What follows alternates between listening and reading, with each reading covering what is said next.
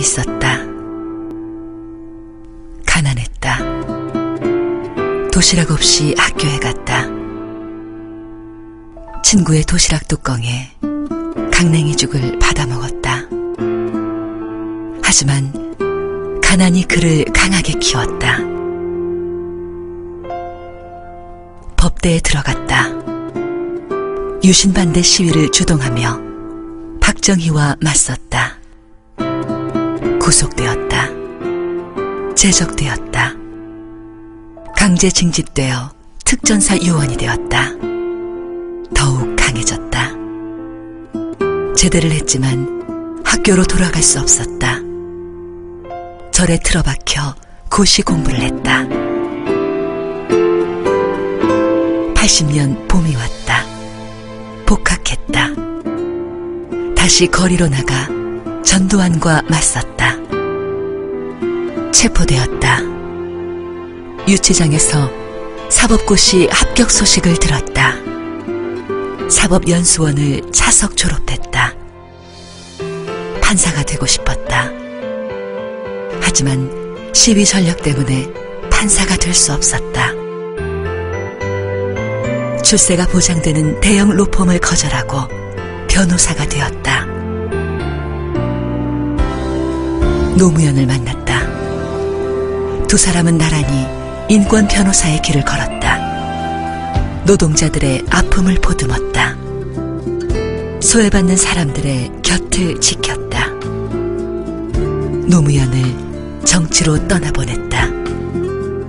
홀로 남아 부산 경남의 인권을 지켰다.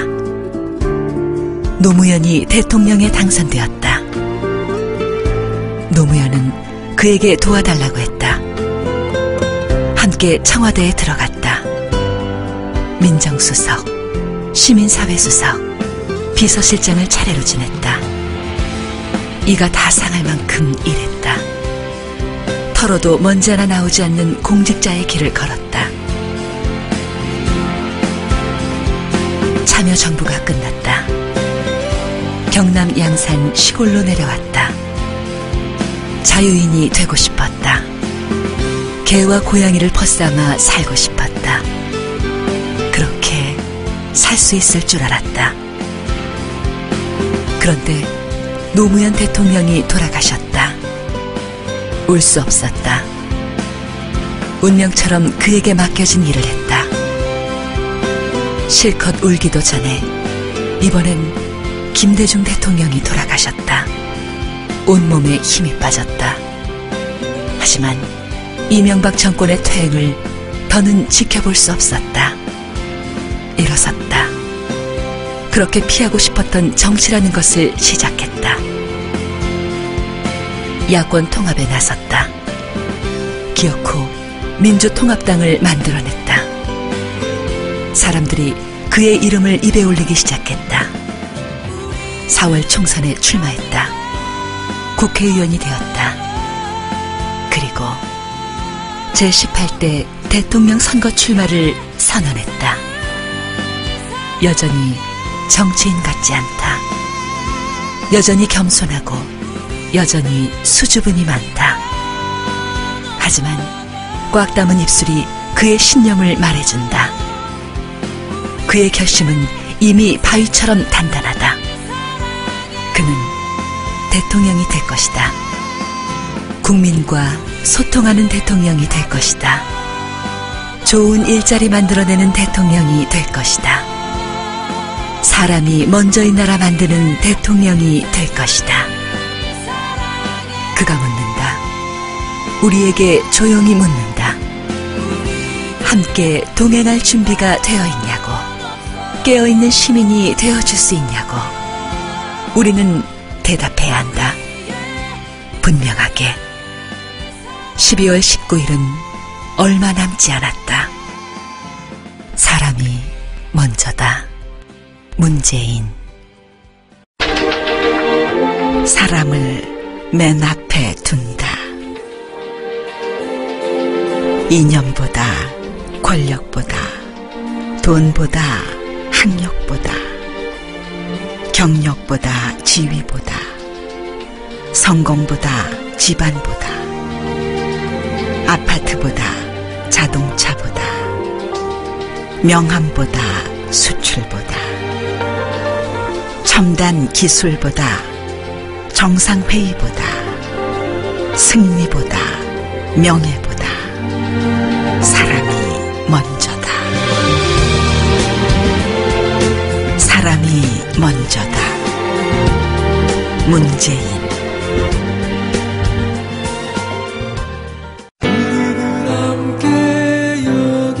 저것은 넘을 수 없는 벽이라고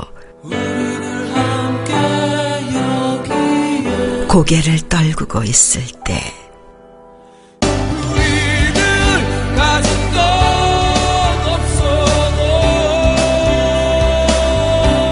담쟁이 잎 하나는 담쟁이 잎 수천 개를 이끌고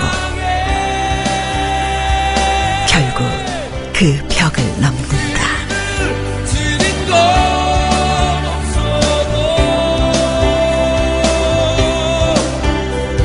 사람이 먼저다. 문재인.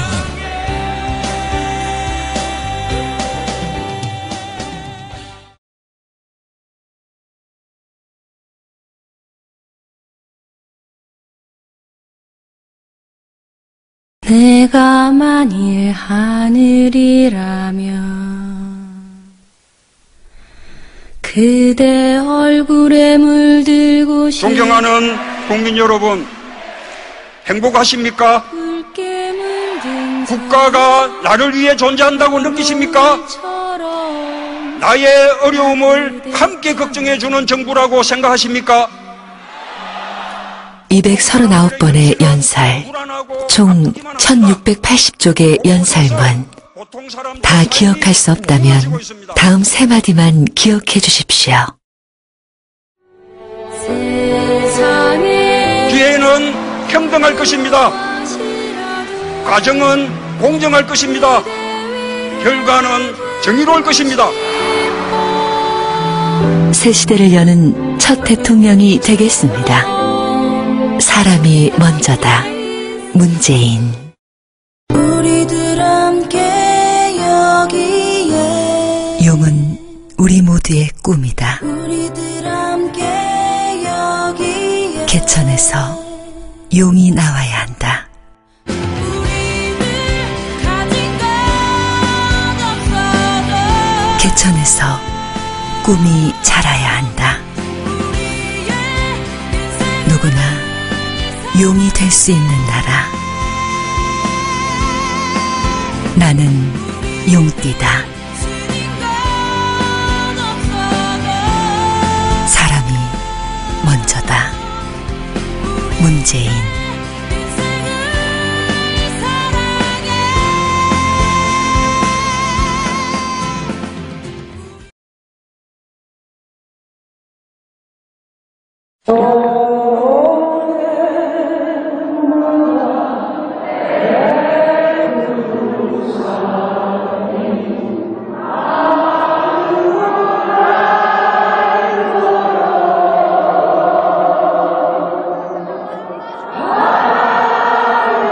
사람이 먼저인 세상이 오고 있습니다.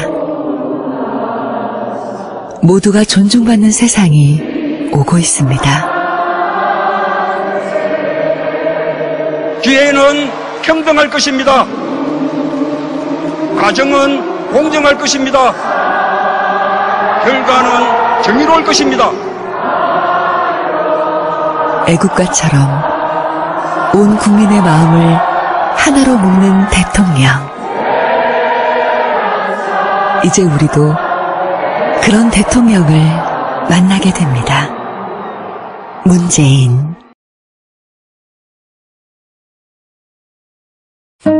지난 5년 행복하셨습니까? 포탄에 찢긴 연평도가 출마합니다. 구석구석 썩어가는 4대강이 출마합니다. 폭력 진압에 쓰러진 용산이 출마합니다. 대기업에 무너진 골목 상권이 출마합니다. 청춘의 고민 반값 등록금이 출마합니다. 언론 장악의 희생양 무한도전이 출마합니다. 권력에 짓밟힌 민주주의가 출마합니다.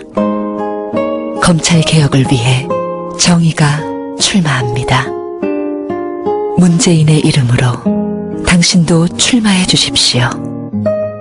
잘못된 정권의 연장을 막아주십시오. 사람이 먼저다. 문재인.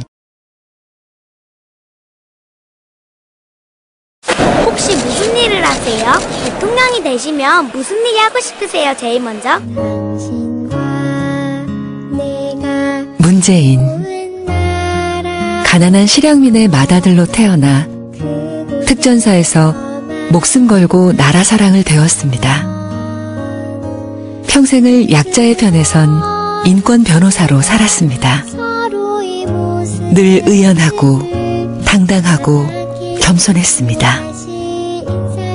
이제 그는 국민을 안심시키는 대통령, 서민의 눈물을 닦아주는 대통령이 될 것입니다. 기회는 평등할 것입니다. 과정은 공정할 것입니다. 결과는 정의로울 것입니다. 살아온 나를 보면 대통령이 보입니다. 국민 후보 문재인.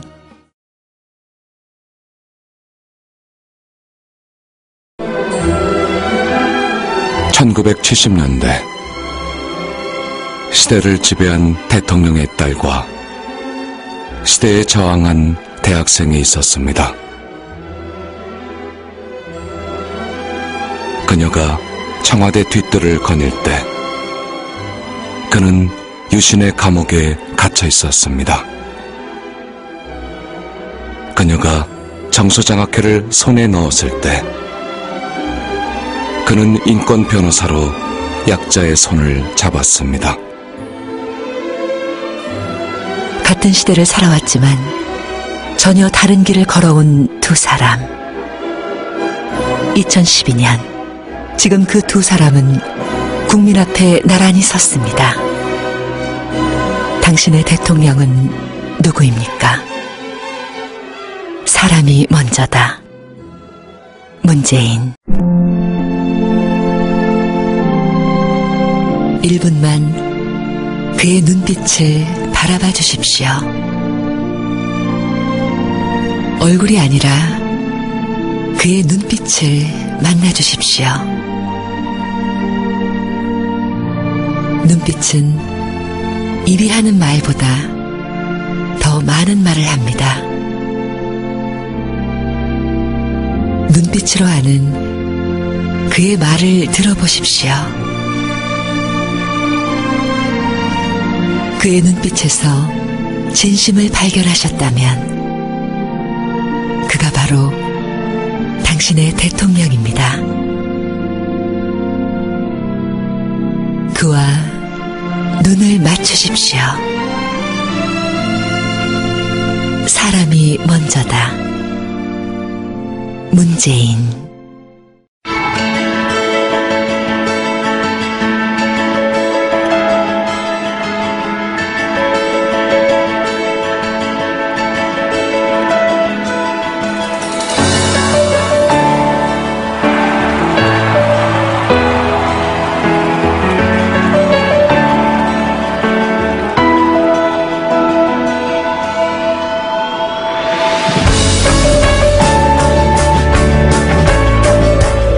한 100만 원이요? 반값 등록금이요. 집 걱정 없겠네요. 스펙 대신 꿈이죠. 삶을 바꾸는 정치. 이것이 새 정치의 시작입니다. 우리는 대통령만 뽑는 것이 아닙니다. 문재인의 이름으로 새로운 세상을 선택하는 것입니다. 사람이 먼저인 새로운 세상을 만들겠습니다. 국민 후보 문재인. 갑니다. 바르셀로나에서 마드리드까지 왕복 1500km. 기차 1번, 지하철 5번. 고속버스 1번, 버스 3번. 그리고 비행기 한 번. 내 조국 대한민국의 대통령을 뽑으러. 뽑아놓고 후회하지 않을 대통령을 뽑으러. 기회는 평등할 것입니다. 과정은 공정할 것입니다. 결과는 정의로울 것입니다. 스페인 교민 정주환 씨는 24시간의 투표 여행을 다녀왔습니다. 당신의 투표 여행 10분이면 충분합니다. 한 표가 세상을 바꿉니다. 투표가 먼저다. 문재인. 점심때 밥 좀 편하게 먹게 해주라. 낮에는 일하고 밤에 잠 좀 자게 해주라. 쥐 좀 잡아주라.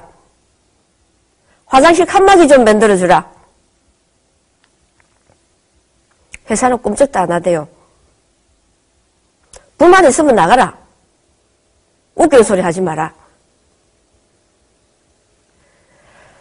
그러더니 우리한테 데모한다고, 주동자를 색출한다고 끌고 가대요.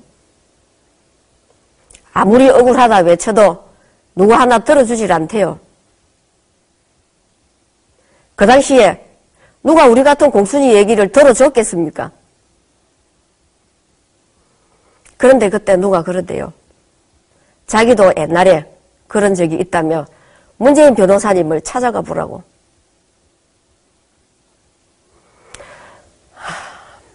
그러면서 자기들이 찾아갔을 때 하도 얘기를 잘 들어줘서 고마웠다고. 걱정하지 마라. 이길 수 있다. 밥은 먹었느냐? 하시면서 국밥을 사주셨답니다. 그래서 돌아올 때 하늘에 대고 까불지 마라. 우리도 빽 있다. 하고 외쳤다 합니다. 그래서 저도 무작정 문 변호사님을 찾아갔습니다. 저만 간 게 아니고 100명이 한꺼번에 월차를 내서 갔습니다. 얼굴 하얗고 눈 큼지막하신 분이 앉아 계셨습니다. 정말 멋진데요. 한참을 우리 얘기를 들어주시고 빙긋이 웃어주시는데 어찌나 든든했는지 모릅니다. 법정에서는 우리 문재인 변호사님이 판사님께 이리 말씀하시대요. 저 친구들 저 고운 손톱에 바늘이 꽂히고 밥 먹을 시간이 없어 굶어야 되는데 저 어린 친구들의 심정을 아십니까? 저 표정들 한번 봐주세요, 판사님. 똑똑히 봐주세요, 판사님. 눈물이 나오대요. 저만이 아니고 같이 간 사람들 다 울었습니다. 억수로 울었습니다. 세상에 어찌나 우리 공순이들의 속을 그리 잘 아시는지 그렇게 도와주셔서 잡혀갔던 동료들이 풀려나고 그때부터 문재인은 우리 변호사님이 됐습니다.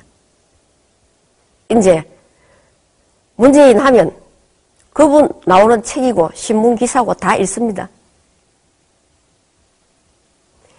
22년 동안이나 부산에서 저처럼 힘없고 억울한 사람들을 위해 일하셨습니다.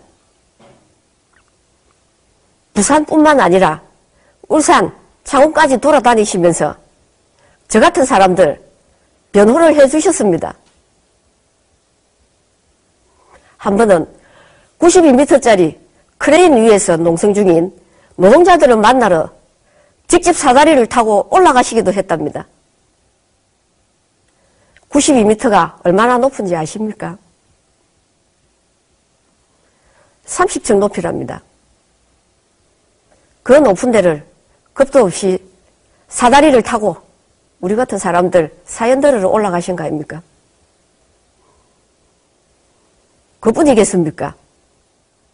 하도 일을 열심히 하고 많이 해서 부산, 울산, 창원에서 인권 변호사 하면 문재인부터 떠올린다 아닙니까?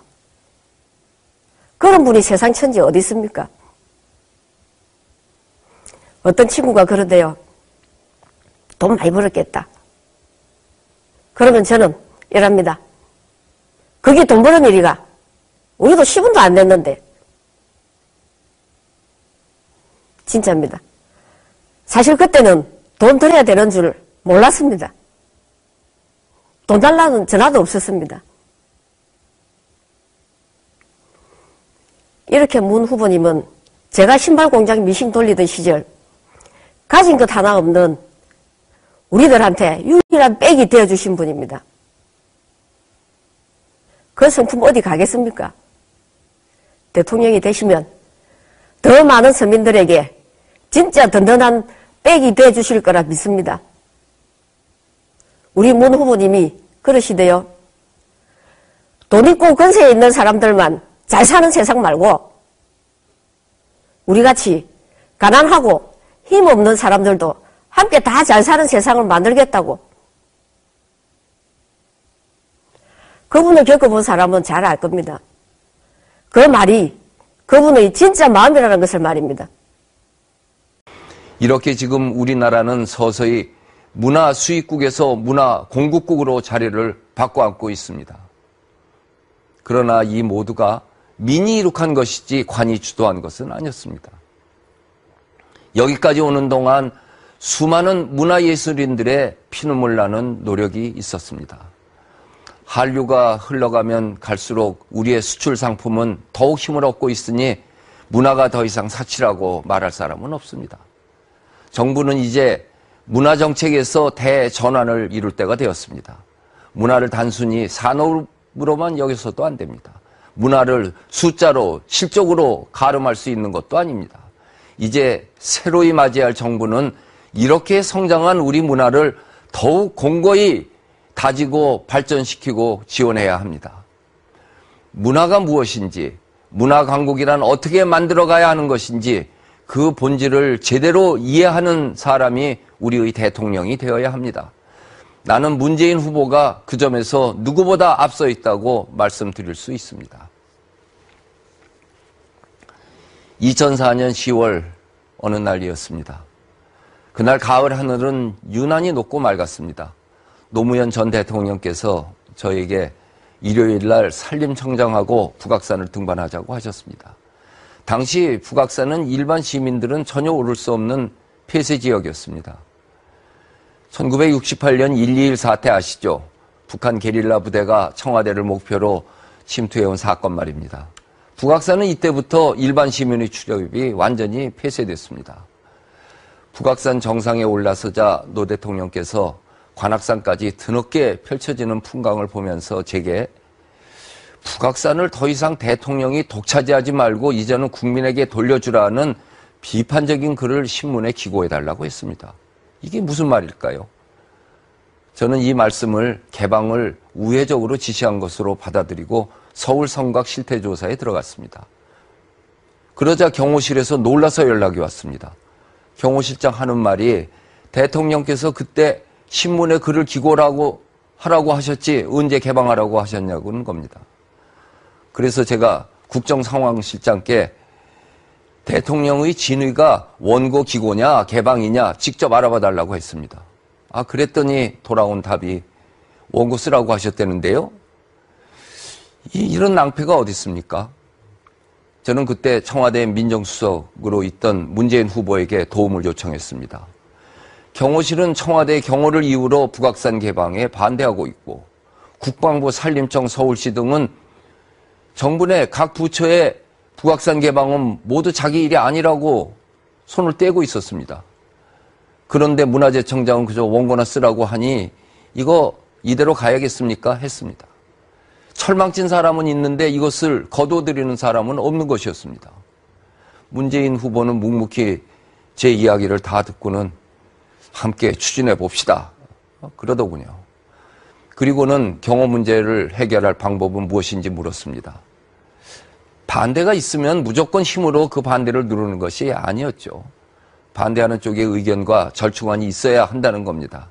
그때 제가 절충안을 냈습니다. 북악산 전체 개방하는 것 말고 서울 성곽을 개방하면 그것이 곧 북악산 개방과 같은 결과를 가져오지 않겠느냐 하는 거였습니다.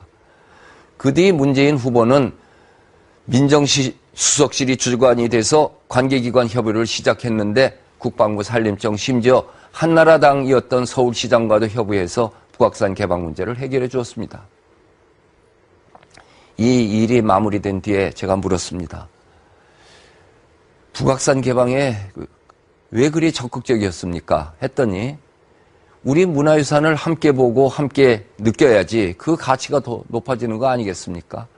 선조들이 국민 모두에게 남긴 유산인데 이렇게 막고 있으면 안 되는 거 아니지 않습니까? 문화재청장도 항상 그런 얘기를 하지 않았습니까? 그렇게 얘기하더군요. 제가 할 말을 먼저 하는 신념과 안목이 그렇게 뚜렷했습니다. 사실 그때 이것 말고도 민정수석의 업무가 엄청나게 많았습니다.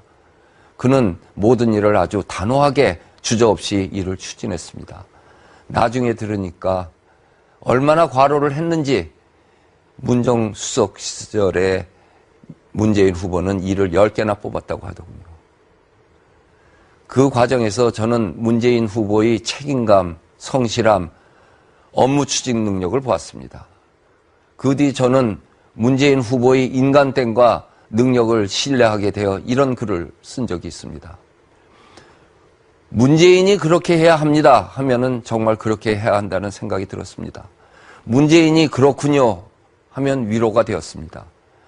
문재인이 그렇게 하면 안 됩니다 라고 말하면 정말 그렇게 하면 안 된다는 확신이 들었습니다. 함께 일을 해보면 무한 신뢰를 보내게 되는 사람, 그가 문재인 후보입니다. 이제 문재인 후보의 인간됨에 대한 나의 이야기를 맺어야겠는데 여기서 제 얘기 조금 해야겠습니다. 저는 요새 며칠 초조하게 기다리는 소식 하나가 있습니다. 지금 프랑스 파리 유네스코에서는 우리 민요 아리랑을 세계 무형유산으로 등재시키기 위한 국제회의가 진행되고 있습니다. 아마 모레 아침엔 결정이 날 것 같습니다. 그렇게 되면은 저도 기쁜 마음으로 여러분 앞에 또 TV 앞에 나와서 축하 메시지를 드리게 될지도 모르겠습니다. 그렇게 되기를 진심으로 바랍니다. 그리고 해방 이후 우리에게는 여러 대통령이 있었지만 아직 제 마음에 쏙 드는 문화 대통령이 없었던 것을 생각을 할 때 생명을 존중하고 사람을 사랑하는 문재인 후보가 그런 대통령이 될 수 있기를 희망을 걸어봅니다. 나왔습니다. 대통령은 아무나 하는 것이 아닙니다. 대통령이 돼야 할 사람이 대통령이 돼야 하는 것이죠. 그걸 우리는 대통령감이라고 이야기합니다. 대통령감이 될 사람이 대통령이 돼야 하지 않겠습니까? 대통령감이란 무엇입니까? 첫째, 지성이 있어야죠. 지성이 무엇입니까? 그냥 단순한 지식을 말하는 것이 아닙니다. 지성인이라는 것은 한 시대를 책임지는 사람입니다. 타인과 세상에 대해서 관심을 가지는 인간입니다. 타인에 대해서 애정을 가지는 인간입니다. 타인에 대한 관심과 애정이 있어야 통찰력이 생기죠. 미래를 예측할 수 있고 비전을 제시할 수 있습니다. 통찰력과 미래에 대한 비전을 제시할 수 있는 지성인이 대통령이 되어야 하는 겁니다. 두 번째로 대통령이 어떤 사람이어야 합니까? 도덕적인 사람이 되어야 하죠. 대통령이 도덕적이지 못하니까 계속 부정, 부패, 비리, 척결 이게 끊이지 않습니다. 전 지구적으로 문제가 되고 있습니다. 대통령이 도덕적이지 못하기 때문이죠. 문재인은 도덕적인 사람인가? 그렇죠. 하나 예를 들어 볼까요? 문재인 후보가 청와대 근무할 때 경남고등학교 동기 동창들이 기대를 하고 많이 찾아갔습니다. 아예 면회가 허락되지 않았습니다. 전화를 받지도 않았습니다. 어떤 친구가 어떻게 해서 청와대 들어갔는데 문재인 후보가 그 친구를 보는 순간 의자를 바로 딱 180도 돌려 앉았다고 합니다. 그래서 동기들한테 인심을 많이 잃었죠. 저를 예를 들어볼까요? 저도 2005년, 6년, 7년 시절에 국립극단 예술감독으로 재직하고 있었습니다. 국립극단 예술감독은 어떤 청탁이나 정치적인 것으로 결정되는 자리가 아닙니다. 그냥 연극 연출가는 한 번씩 하는 자리예요. 그때 노무현 대통령도 제가 연출한 장극 제비를 보러 오셨어요. 근데 대통령 비서실장이 안 왔더라고요. 제 친구가 제 연극을 보러 안 왔어요. 대통령도 오는데. 제가 상당히 섭섭했습니다. 이 친구가 참 너무하다. 내가 지 동기라고 안 오는구나. 응? 국립극단에 와서 아는 체 하면은, 저 친구가, 응? 서로 연줄이 이런 생각 때문에 안 온 것 같아요. 누가 혹자가 이야기합니다. 우스갯소리로. 당신이 이렇게 지원 유세를 나서면 문재인 대통령 시절에는 문화부 장관을 하지 않을까 이런 말도 해요. 저는 문재인 후보가 대통령이 되면 아마 잠수해야 될 겁니다. 많은 문화예술인들이 기대하고 있습니다. 특히 연극인들이 너무나 없이 살거든요. 이 사람들이 너무나 많은 부탁거리, 너무나 많은 것들을 들고 저한테 찾아올 거예요. 대통령 친구니까. 근데 문재인 후보가 들어줄 것 같습니까? 절대 안 들어줍니다. 제가 1986년 12월에서 7년 2월 그 3개월 동안에 문재인 후보를 서너 번 만났습니다. 왜 만났냐 하면 표 팔려고 만났어요. 제가 연극을 다시 시작하면서 변호사 사무실에 표를 100장을 가져갔습니다. 지금 돈으로 하면 10,000원, 100장이면 100만 원이죠. 그때 내 동기들은, 돈이 있는 친구들은 표를 그냥 안 팔았어요. 그냥 받고 100만 원을 저한테 주었어요. 어떤 친구는 한 장도 안 팔아줬죠. 문재인 변호사는 저한테 표를 64장을 팔아주었습니다. 제가 그걸 기억합니다. 64장 64만 원을 저한테 입금시키고 36장을 돌려주었는데 그 36장 표가 때가 새까맣게 절었어요. 사람들한테 막 판 거예요, 이게. 손을 그친 겁니다. 팔다가 안 판 것은 할 수 없이 돌려주고 판 돈 64만 원만 저한테 돌려주었습니다. 문재인 변호사는 청렴한 면에서는 거의 극단적일 정도로 자신을 깨끗하게 지켰습니다. 문재인 후보의 도덕성을 증명할 수 있는 결정적인 단서는 바로 저한테였습니다. 누군가가 저한테 당신 문재인 후보하고 친하구만. 그래서 지원 유세 나왔구만. 이렇게 하시는데요. 저는 1987년 2월 이후 지금까지 25년 동안 문재인 후보를 만난 적이 단 한 번도 없습니다. 지금 제가 유세를 나와 있는데요. 지금 이 순간까지 문재인 후보 못 만났어요.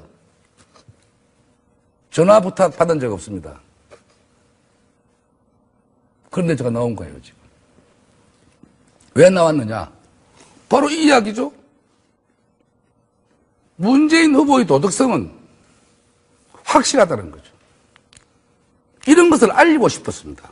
문재인 후보가 대통령이 된다면 세계에서 가장 청렴한 대통령이 될 것이 확실합니다. 내 존재를 걸고 이야기할 수 있습니다. 내 체험을 걸고 이야기할 수 있어요. 제가 와락센터 말고도요, 박정희 전두환 정권 시절에 고문을 당했던 고문 피해자들, 그리고 80년 5.18 광주의 피해자들 대상으로 상담을 하고 있는데요. 사람들이 많이 물어요. 그렇게 돌이킬 수 없는 상처를 입은 사람들이 상담을 한다고 치료가 되긴 되는 거냐, 뭐 이렇게 많이들 묻습니다. 됩니다. 되지요. 그때 그 치유가 되는 핵심이 뭐냐면요, 바로 공감입니다. 제가 그 현장에서 하는 일은요, 돌이킬 수 없는 끔찍한 고통을 받은 그 사람들의 그 감정, 그 고통에 함께 심리적으로 참전하는 일입니다. 누군가 자기 고통에 참전해주면 사람은 결국요, 자기 고통에서, 그 수렁에서 자기를 종래는 건져 올릴 수 있게 됩니다. 며칠 전에 해고를 당한 한 노동자로부터 전화를 한 통 받았는데요. 번개탄을 사가지고 차에 탄 상태에서 저한테 전화를 한 거였어요. 3년을 신락 같은 희망을 잡고 버텼는데 더 이상 견딜 힘이 없다는 거죠. 그 사람과 한참 얘기를 했고요. 그리고 결국 그 사람은 차에서 내렸습니다. 미식가가 선택하는 한 끼 식사도 있고요.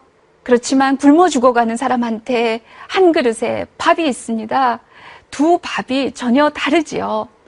그런데 이렇게 벼랑 끝에 몰린 사람들한테 혼자 숨죽여서 울고 있는 사람한테 공감이라는 것은요, 굶어 죽어가는 사람들한테 제공이 되는 한 끼 밥 같은 그런 것입니다. 그래서 사람한테 공감을 해주는 일은요, 누군가의 목숨을 구하는 일입니다. 그래서 저는 문재인 후보를 절박한 마음으로 지지합니다. 미국의 부시 대통령이 당선되는 순간요, 미국의 많은 젊은이들이 이라크 파병에 나가서 죽을 운명이 그 순간에 결정되었습니다. 지금 저는 우리가 그런 상황이라고 생각합니다. 12월 19일 대통령 선거 결과를 기다리면서요, 정말 힘없고 벼랑에 몰린 많은 사람들이 저는 죽음의 대기표를 받아쥐고 있다고 느끼고 있습니다. 과장이 아니고요. 저는 지금 많은 사람들을 매일매일 만나면서 피부로 아주 현실적으로 절절하게 느끼고 있습니다. 이번에 대통령 선거가요, 누구한테는 가업이고요, 또 누구한테는 정치적인 기반을 닦는 일이기도 하고요. 그렇지만 정말로 힘없는 떠밀려간 사람들한테는 이번 대통령 선거는 목숨입니다. 그래서 저는 나왔습니다. 여러분 앞에 나왔습니다. 지난 9월에 문재인 후보가 와락센터에 왔었습니다. 해고 노동자 아내들의 얘기를 다 들으셨죠? 그 얘기를 들으시면서 같이 많이 우시더군요. 함께 울다가 그 가족들한테 휴지를 건네주면서 그러셨어요. 내가 여러분의 고통을 다 안고 가겠습니다. 여러분께서는 다 풀고 치유하십시오. 이런 게 공감입니다. 타인의 고통 속으로 들어가는 힘, 타인의 고통 속에 참전하는 힘, 이런 것이 공감입니다. 진짜 리더십은요, 이런 사람에 대한 공감으로부터 시작되는 것이라고 저는 확신하고 있습니다. 정말 젖 먹든 힘을 다해 젖 먹여가며 키우고 있습니다. 막상 애를 낳고 보니까 확실히 세상이 달라 보이더라고요. 뉴스에서 조금만 안 좋은 소식이 나와도 덜컥 겁부터 납니다. 우리나라가 청소년 자살률 1위 국가라는 거 다 아시잖아요. 어떤 아이가 아파트에서 뛰어내렸다, 이런 뉴스가 나올 때마다 가슴이 철렁철렁합니다. 얼마 전 뉴스 속에서 한 아이가 죽었다는 소식이 나왔습니다. 엘리베이터를 타고 옥상으로 올라가던 아이, 아파트 CCTV에 찍혀있던 그 아이의 마지막 모습을 보면서 얼마나 울었는지 모릅니다. 저 엘리베이터를 타고 옥상으로 오를 때 저 아이의 심경이 어땠을까? 왜 우리는 아이들을 자꾸만 옥상으로 오르게 하는 걸까? 우리 최소한 이런 세상만은 막아야 하지 않겠습니까? 경제 문제 심각하죠. 하지만 그건 어떻게든 다시 살릴 수 있습니다. 민주주의 망가진 거 이제 우리가 다시 일으켜 세우면 됩니다. 일으켜 세울 겁니다. 하지만 죽어간 아이는 다시 살릴 수 없습니다. 최소한 이런 세상만은 다시 오지 않아야 합니다. 어른들은 힘들고 고통스러운 삶을 살았어도 우리 아이에게만은 보다 행복한 삶을 살게 해주고 싶은 것, 모든 부모의 마음일 겁니다. 저는 미래에 제 아이가 살면 좋을 것 같은 세상이 어떤 모습일지 상상해 봅니다. 아이가 자유롭고 행복하게 살았으면 좋겠습니다. 다른 사람들과 경쟁하기보다 서로 돕고 살았으면 좋겠습니다. 아이의 친구가 다시는 엘리베이터를 타고 옥상으로 올라가야만 하는 그런 무서운 세상만은 절대로 아니기를 바랍니다. 아이가 자랐을 때 제 아이도 친구들과 함께 기차를 타고요. 저 대륙을 건너서 유럽까지 여행 갈 수 있었으면 참 좋겠습니다. 살아가는 고비마다 나라에서 힘든 짐을 좀 덜어줬으면 좋겠습니다. 아버지는 곧 퇴직이 가까워오는데 자녀들은 아직 취직이 안 되고 있고 또 설령 취직을 하더라도 청년의 반 이상은 비정규직이 될 수밖에 없는 나라. 구조 자체가 이렇게 되어 있는 나라에 어떤 희망이 있겠습니까? 노인 문제, 주택 문제, 청년 실업 문제, 청소년 문제. 지금 온 나라의 모든 가정이 이런 문제 한두 개쯤은 떠안고 살아가고 있습니다. 이런 나라, 이젠 바꿔야 합니다. 이런 구조, 이젠 바꿔야 합니다. 문재인 후보가 바꿀 수 있습니다. 드라마 속의 주인공은 갖은 역경을 거치고 나서야 최후의 승리를 거둡니다. 우리에겐 투표권이 있습니다.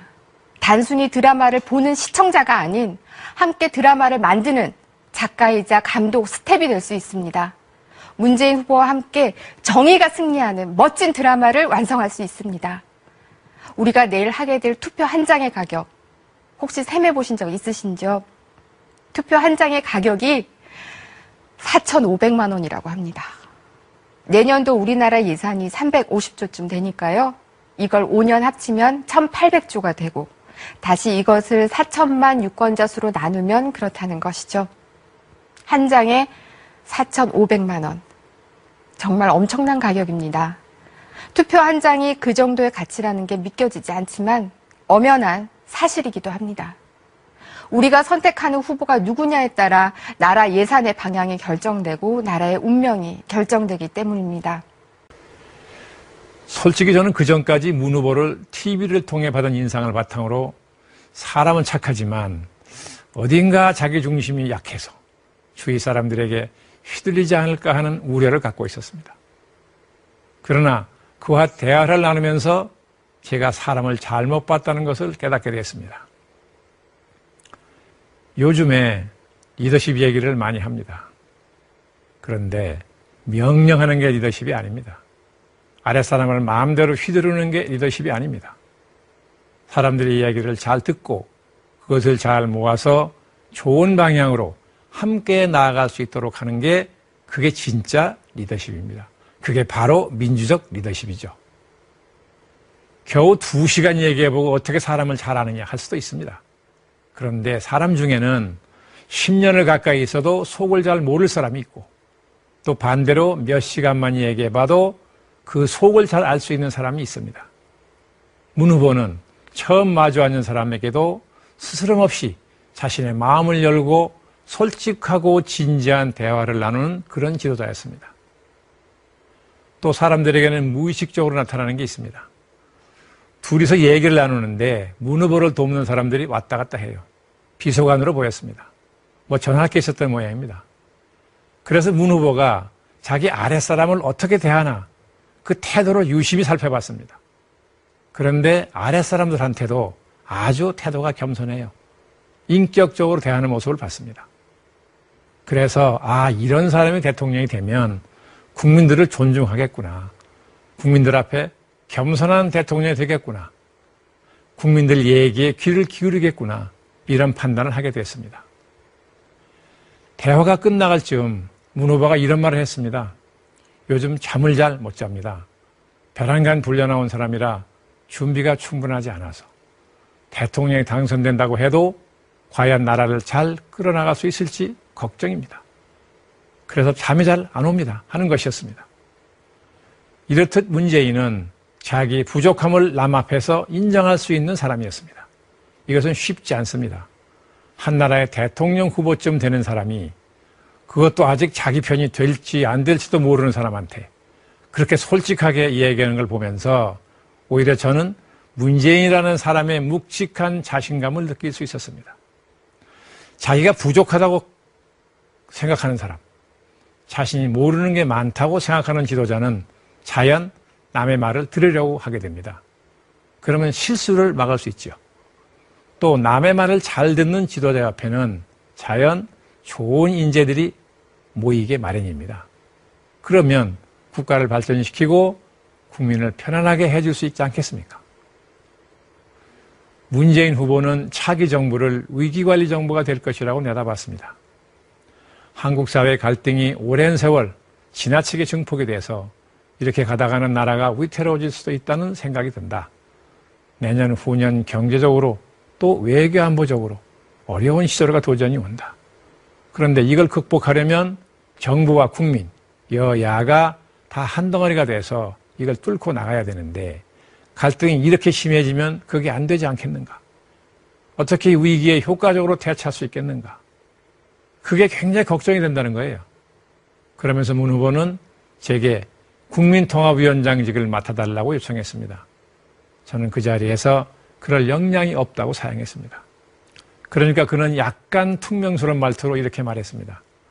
이건 꼭 저 문재인만을 위한 것도 아니고 또 민주당만을 위한 것도 아니지 않습니까? 윤 장관이 그동안 쓰신 글, 책 다 봤는데 평소에 나라 걱정 그렇게 많이 하는 분이니까 이런 국민 통합의 일은 좀 맡아줄 수 있는 것 아닙니까? 이 말에 제가 거절하게 궁색한 입장이 된 느낌이 왔습니다. 제 마음이 움직이더군요. 2시간 이야기하는 동안 제 마음이 그렇게 저절로 움직이는 것에 제 자신도 놀랐습니다. 전혀 겪어보지 못했던 일이거든요. 문재인은 그런 사람입니다. 평생을 자기와 반대 진영에 서 있던 저 같은 사람을 불과 2시간 만에 같이 손잡고 가자 이렇게 설득할 수 있는 사람입니다. 민주적인 대통령감이죠. 그렇습니다. 이번 대선은 후보 개인에 대한 인기 투표도 정당의 지지를 묻는 투표도 아닙니다. 정치권과 국민, 여와 야를 한 덩어리로 만들어서 국민들과 함께 위기를 잘 해결할 지도자를 뽑는 것입니다. 문재인 후보도 약속하지 않았습니까? 이념과 지역, 당파를 뛰어넘어 하나가 되는 대통합을 이루고 국민의 정당, 시민의 정부로 만들겠다고 국민들에게 분명하게 약속했습니다. 국민 여러분, 나라의 미래를 걱정하시는 국민 여러분, 국가의 미래를 결정하는 일입니다. 이성적이고 신중하게 판단할 일입니다. 대통령 선거운동을 잘하는 사람이 있고 대통령이 되면 잘할 사람이 있습니다. 여러분은 어느 쪽을 선택하시겠습니까? 문재인 후보는 아시다시피 꾸밀 줄 모르는 사람입니다. 사실 주변에서 조언도 많이 한다고 합니다. 그런데 듣지를 않는답니다. 꾸미는 걸 체질적으로 싫어한다는 거죠. 그래서 결국 주변에서도 포기했다고 하는 얘기를 들었습니다만 당연히 이런 태도가 선거운동에서는 불리합니다. 그래도 이렇게 높은 지지를 받는 걸 보면 물론 정권교체와 새 정치에 대한 여망도 있지만은 후보의 인물 자체가 대통령감으로 믿음이 간다는 뜻 아니겠습니까? 사실 저는 무엇보다도 문재인 후보가 대통령이 되면 잘할 사람이라는 게 안심이 됩니다. 국정을 잘 이끌어갈 사람이라는 믿음이 있기 때문입니다. 대통령직을 잘 수행하려면 첫째, 사심이 없어야 합니다. 그리고 둘째, 민주적인 리더십을 가져야 합니다. 다른 당 후보도 통합을 얘기합니다. 그것도 대통합입니다. 그런데 통합이라는 게 뭡니까? 그분은 국민 통합이라는 게 어느 한 특정 집단이나 가치를 중심으로 모든 국민이 뭉치는 것을 통합이라고 생각하고 있는 것 같습니다. 그건 통합이 아니라 동원입니다. 유신체제 같은 거 아닙니까? 문재인 후보는 제가 직접 보고 듣고 판단한 것이나 지금까지 살아온 모습을 보건대 민주적인 리더십을 가진 사람임에 틀림없습니다. 민주화 운동을 해서가 아닙니다. 민주화 운동을 했던 분들 중에도 과거 권위주의에 길들여져 있던 분들 더러 있습니다. 하지만 문재인 후보는 말과 행동과 살아온 길이 일치합니다. 이런 사람 참 드물죠. 그런데 문재인 후보가 바로 그런 품성을 가진 사람입니다. 대선 TV 토론을 보신 분들도 느끼셨을 겁니다. 문재인 후보는 상대방과 공통점을 찾아서 차이점을 해소해 나가는데 탁월한 능력이 있지 않았습니까? 통합이라는 것은 대립이나 갈등이 없는 상태를 의미하는 것이 아닙니다. 우리 사회에 여러 가지 가치가 존재하는데 지금까지 갈등이 심했던 것은 내가 추구하는 가치, 내가 가진 이념만이 진리다 라고 하는 이념적 폐쇄성 때문에 그런 거잖아요. 이렇게 해가지고는 공존이 안 됩니다. 당연히 통합도 안 되죠. 그런데 문재인 후보는 통합을 제대로 이해하고 있고 그리고 그것을 이루어낼 수 있는 유일한 대통령 후보입니다. 국민 여러분, 대통령이 갖춰야 될 능력은 당선되는 데 필요한 능력이 아니라 선출 이후 대통령으로서 일을 잘 할 수 있는 능력입니다. 중요한 것은 대통령 당선 이후의 통치력입니다. 다소 말이 어눌하고 듣기 좋은 말 하지 않더라도 정말 잘할 사람을 알아보는 것, 그것도 국민들의 능력이고 역량입니다. 기자분들은 다 알고 있는 사실인데요.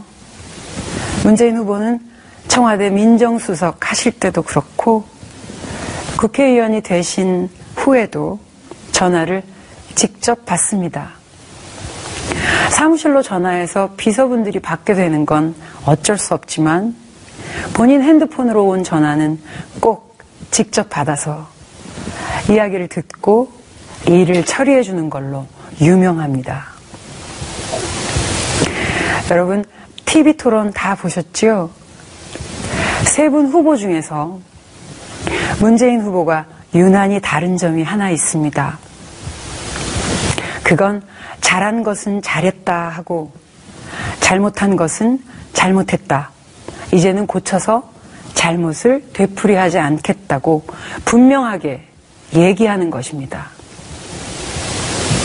수많은 정치인을 봐왔지만 그렇게 정직하고 겸손한 분은 만나기 쉽지 않습니다. 그걸 보면서 이분은 정말 우리의 이야기를 잘 들어주겠다 하는 생각이 들었습니다. 실제로 문재인 후보는 대학생 때부터 밤을 새서 친구들과 토론하고 대화하는 걸 즐겨 했다고 합니다. 남의 얘기를 들을 줄 아는 귀를 가진 분입니다. 의견이 다르고 입장이 다른 상대라도 일단은 무슨 얘기를 하는지, 뭘 원하는지 들어주는 대통령. 저는 지금 우리에게 꼭 필요한 대통령은 바로 이런 분이라고 생각합니다. 문재인 후보가 청와대 민정수석이 되어 서울 생활을 시작할 때 부산에서 친구들이 어려운 일 맡아간다고 저녁을 같이 먹었다고 합니다. 그때 문재인 후보가 한 말을 많은 분들이 아직도 기억하고 있습니다. 앞으로 5년 동안은 나 찾지 마라. 나에게 전화하지 마라. 그랬답니다. 혹시라도 친구라는 인연으로 청탁이나 부탁하는 일이 생길까 사전에 미리 차단을 하신 겁니다. 그리고 그때 부인인 김정숙 여사에게는 내가 청와대에 있는 동안엔 백화점에 절대 다니지 말라고 했답니다. 문재인 후보는 윗사람 눈치 보는 공직자가 아니구나. 같이 일하는 사람들, 국민들을 무서워하는 사람이구나 싶었습니다. 공직에 있는 사람, 권력의 중심부에 있는 사람은 더욱더 겸손하고 더욱더 청렴하게 살아야겠죠. 그래야 국민들이 믿고 나란 일을 맡길 수 있는 것이니까요. 옛날 어른들은 결혼을 안 했으면 영원히 아이고 나이가 어려도 결혼을 하면 어른 대접해 주셨죠. 저도 뒤늦게 결혼을 해서 40 중반에 간신히 어른이 됐습니다. 예전에 저희 어머님이 결혼을 하고 아이를 낳고 한 달에 정해진 돈을 가지고 살림을 살아봐야 산다는 게 뭔지, 왜 바르게 살아야 하는지, 왜 착하게 살아야 하는지 알게 된다 하셨는데요. 요즘 제가 그 말씀이 뭔지 피부로 느끼고 있습니다. 혼자 살 때하고 결혼해서 가족이 있는 것하고 참 많이 다르더군요. 제일 크게 달라진 게 내 중심으로 사는 게 아니라 가까운 남편의 생각, 남편의 기분, 남편이 원하는 거, 그런 걸 제가 알려고 한다는 거예요. 다른 사람을 배려하는 마음이 조금은 커진 것이겠죠? 내 것, 내 시간, 내 기분, 이런 것만 중요했었는데 다른 사람, 여러 사람들을 생각하게 됐습니다. 난로 위에 끓고 있는 주전자가 뜨겁다는 거 만져봐서 아 뜨거! 하고 경험을 하면 그때 알게 됩니다. 그래서 경험이 참 중요한데요. 살림 안 해본 사람들은 콩나물 100원 깎으려고 시장에서 씨름하는 그 마음을 결코 모릅니다. 아이를 키워봐야 왜 세상이 공정하고 안전하고 다 같이 잘 사는 사회가 되어야 하는지 알게 됩니다. 아이를 키우면 별일 다 많다 하게 되는데 언제 무슨 일이 벌어질지 모르는 거기 때문이잖아요. 내 아이만 잘한다고 되는 게 아닙니다. 다른 집 아이들도 다 같이 잘 자라야 내 아이도 바르게 클 수 있습니다. 저는 문재인 후보가 그런 보통 사람의 삶을 살아오셨다는 점에서 더욱 믿음이 갑니다.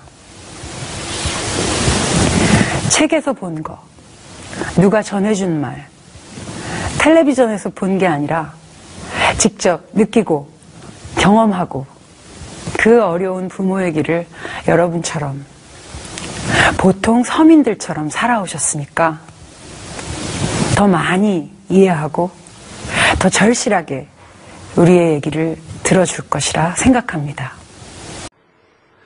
제가 문재인이란 이름을 처음 접한 것은 1990년대 초반이었습니다. 당시 저는 햇병아리 교수로 울산대에 있었습니다.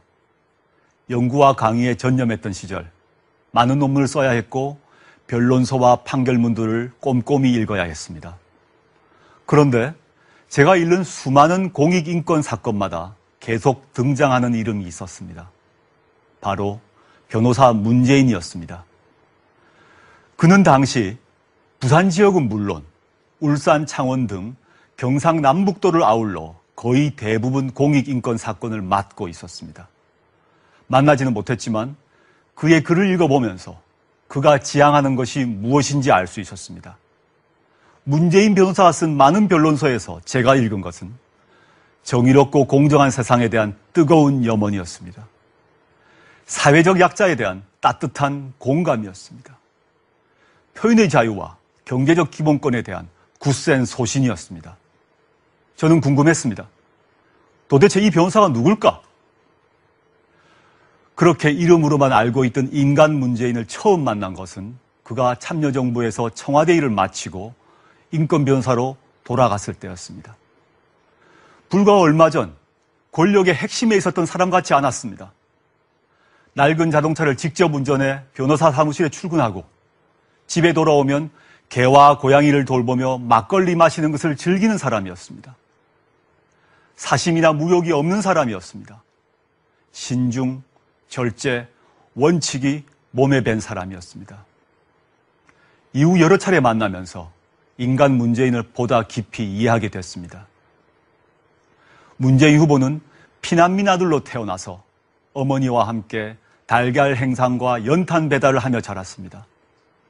그는 가난을 온몸으로 껴안으며 공부했습니다. 대학 입학 이후 반독재 민주화 운동을 하면서 2번에 걸쳐 투옥되었습니다. 이런 역경 속에서도 사법시험에 합격하여 사법연수원을 차석으로 졸업했습니다.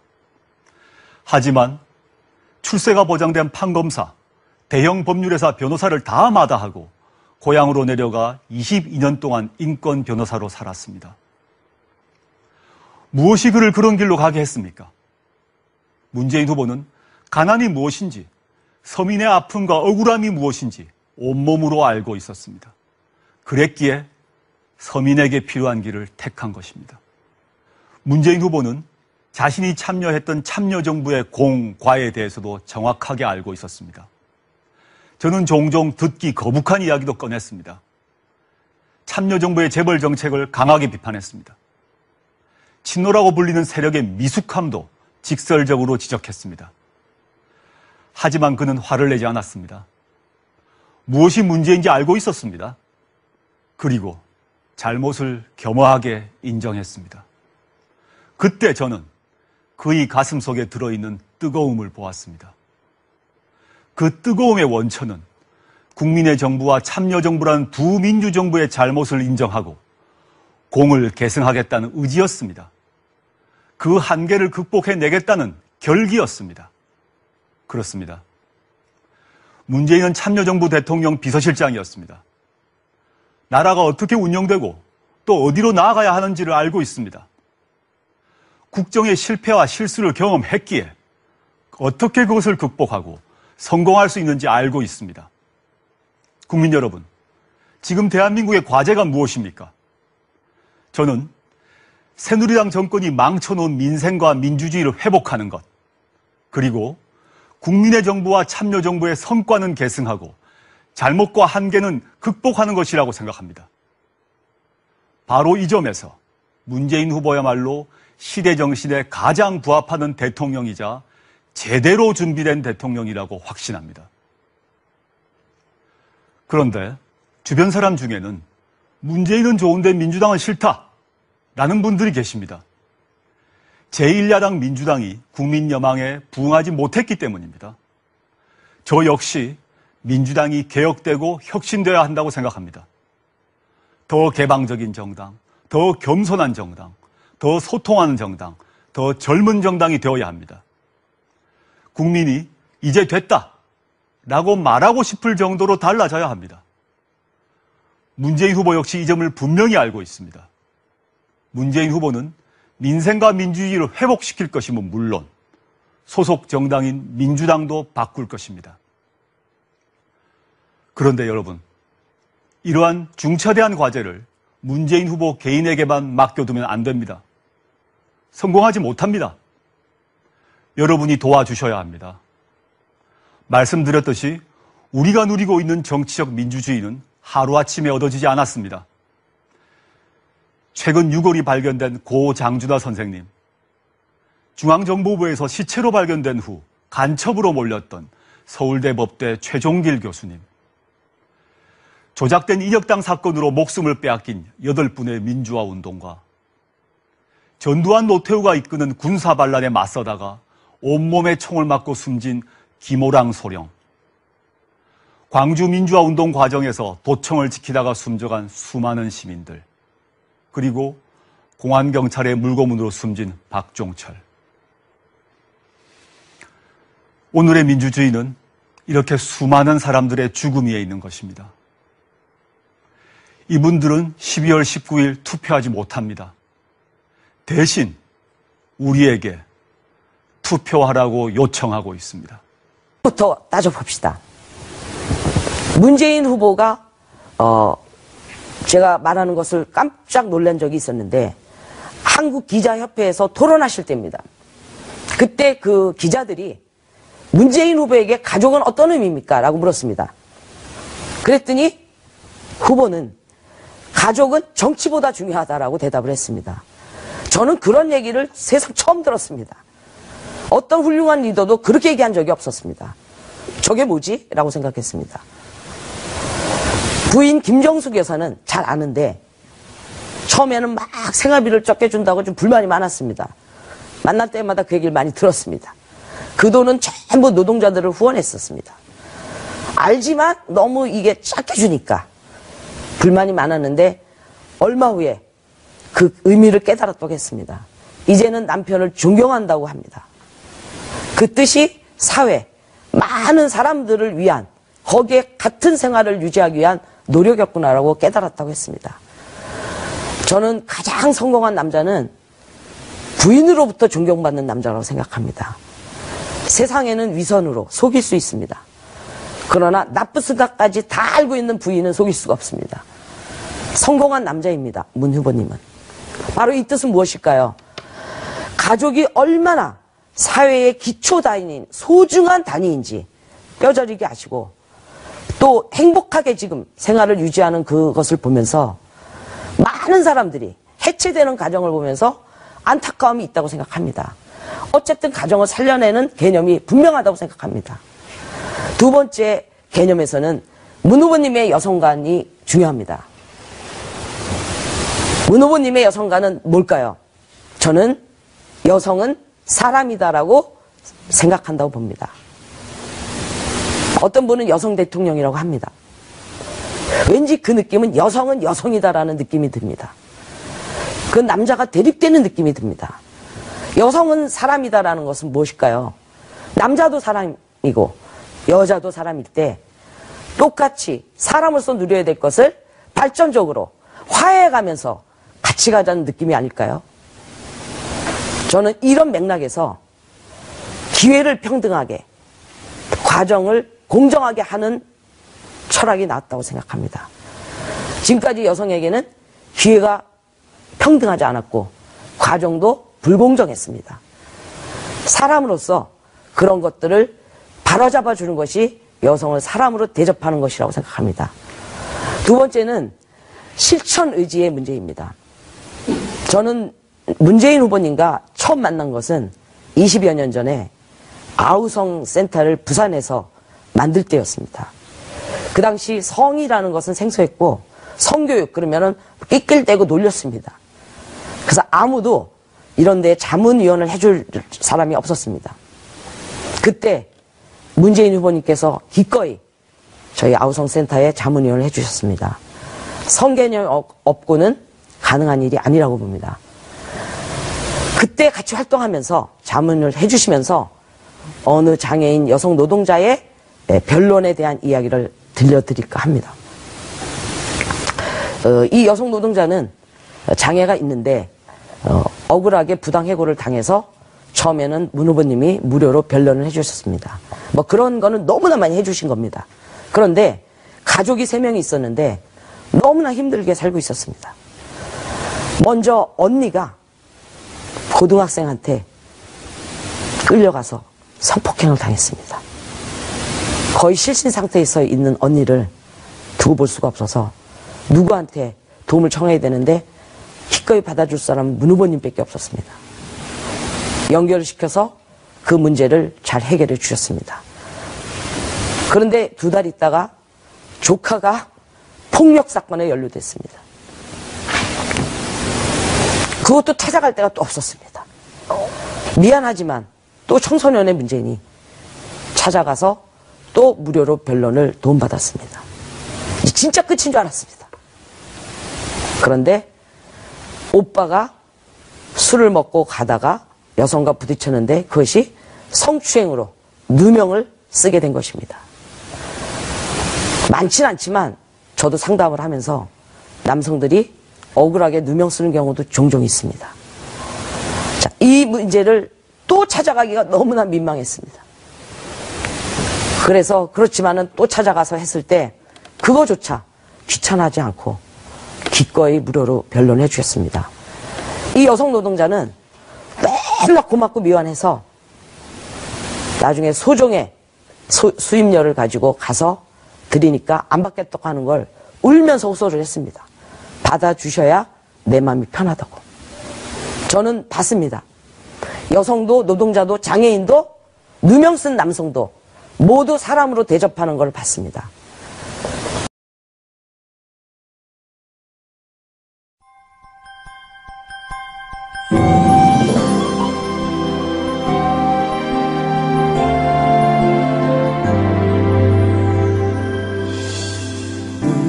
새로운 시대로 가는 5개의 문이 우리 앞에 있습니다. 일자리 혁명입니다. 복지국가의 문입니다. 경제 민주화의 문입니다. 새로운 정치의 문입니다. 그리고 평화와 공존의 문입니다. 기회는 평등할 것입니다. 과정은 공정할 것입니다. 결과는 정의로울 것입니다. 사람이 먼저입니다. 사람이 먼저인 세상을 만들겠습니다.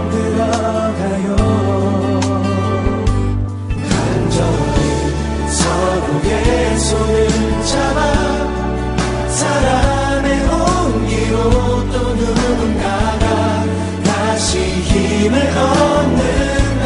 사랑을 위한 세상이 온다. 가슴 두근거려 나 비로소 또 꿈을 품는다. 기회는 평등할 것입니다. 과정은 공정할 것입니다. 결과는 정의로울 것입니다. 사람이 먼저입니다. 사람이 먼저인 세상을 만들겠습니다.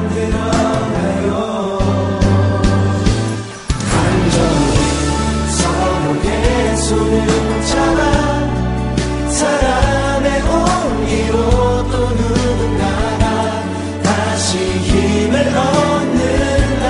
사랑을 위한 세상이 온다. 사랑이 먼저인 그 나라로 함께 걸어가요. 너는 나 우리 오늘을 뜨겁게 기억해요. 영원히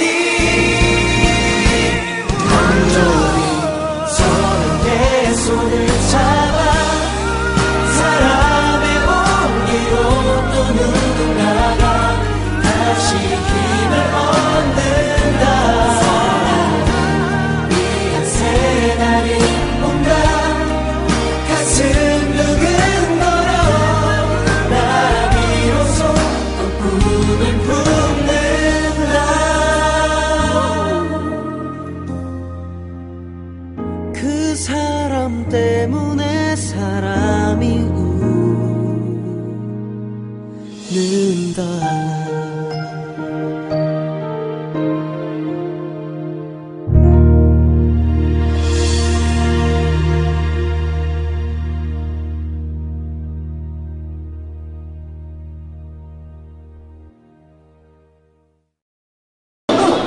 우리 처자편이 예.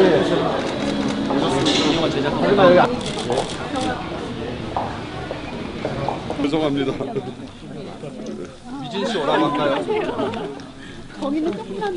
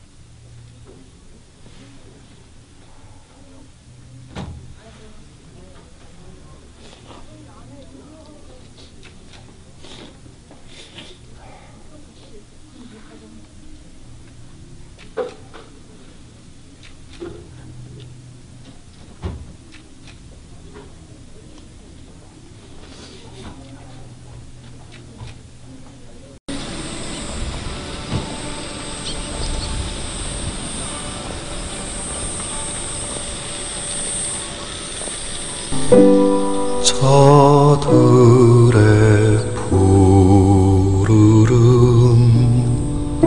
솔잎을 보라 돌보는 사람도 하나 없는데 비바람 맞고 눈보라 쳐도 온누리 끝까지 맘껏 부르다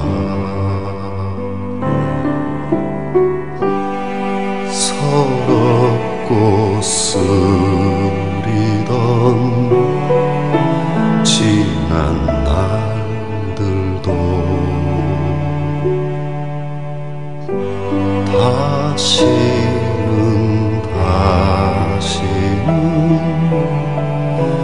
오지 말라고 땀 흘리리라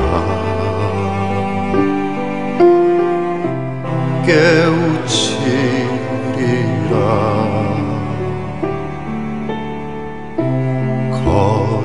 거칠은 들판에 솔잎 되리라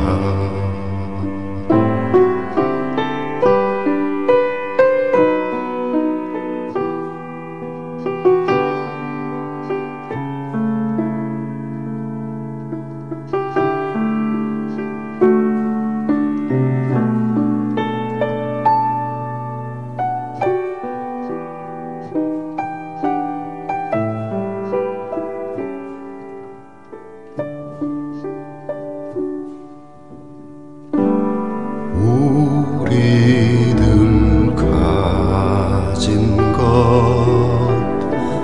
비록 적어도 손에 손 맞잡고 눈물 흘리니 우리 나갈 길 멀고 험해도 깨치고 나가 끝내 이기리라